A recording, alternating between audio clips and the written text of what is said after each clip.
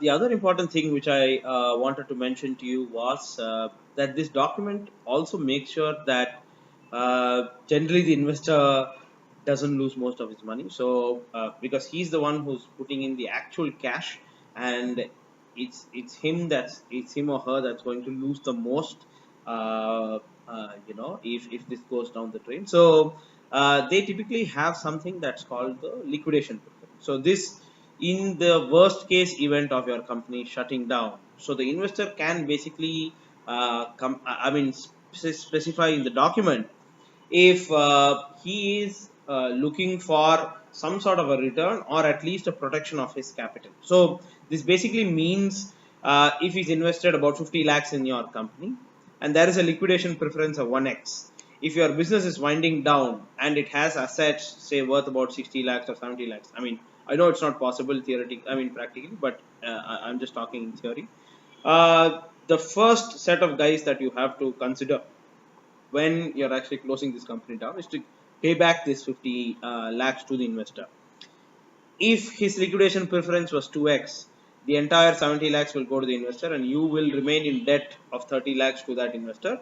And it's up to the investor to actually penalize you in whatever way he thinks best to actually retrieve that 30 lakhs. This does not mean he's going to swindle your house. No.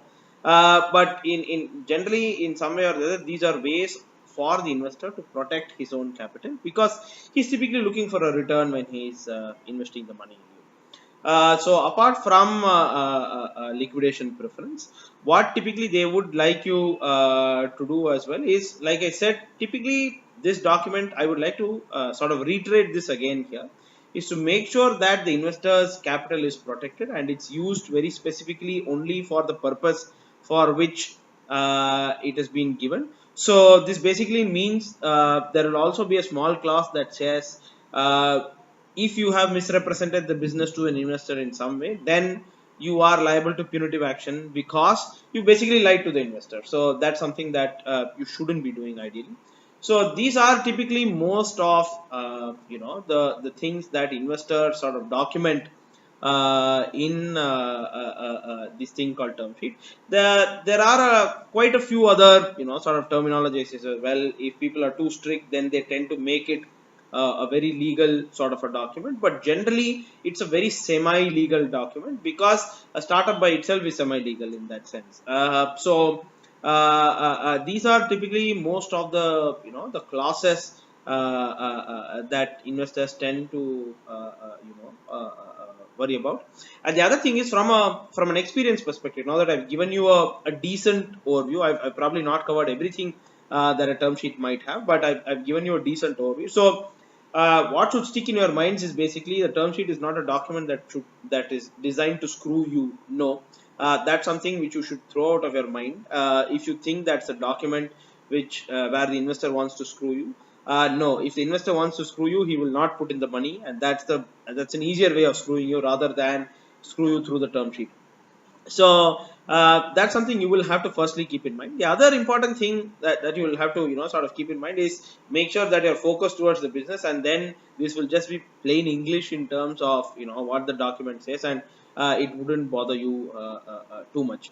Where I see is the most important thing where investors are focusing on when they're actually discussing term sheets is they're very keen on ESOPs. So you better be very, very clear about how much of ESOP you are allocating. Ideally, the percentage is anywhere between 10 and 15. They say 12 is an ideal number for you to have.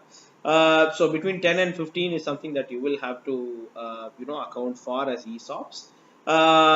This will obviously make you attract better talent as well if you're able to compensate them through an ESOP sort of pool. This is one very important thing that they're looking at.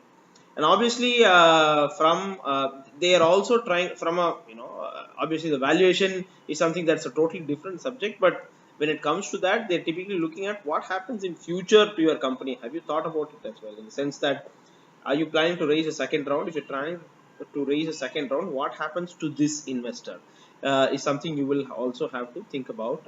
Do you want him to come along with you, or do you want him to sell his shares, go out? You might probably not think about it immediately, but the investor is definitely thinking about this. Will a large investor coming in future affect me? throw me out here, reduce my importance in the board. So he basically will try to add clauses which make sure that he is sitting on the board at whatever point of time, and it's all. I think it's all the more fair that he does that. So you better be keep your mind very specifically ready for all of these aspects as well. I think I am more or less done. Guess you will be bored enough now looking at my face already. I would like to reiterate again, I'm not an expert on term sheets. I'm just I'm just playing the part that's been given to me by Anand. So hope I've been able to add a little bit of value in for you in sort of understanding common terminologies in term sheets. Have a good time at Zara, guys, today. See you. Bye bye.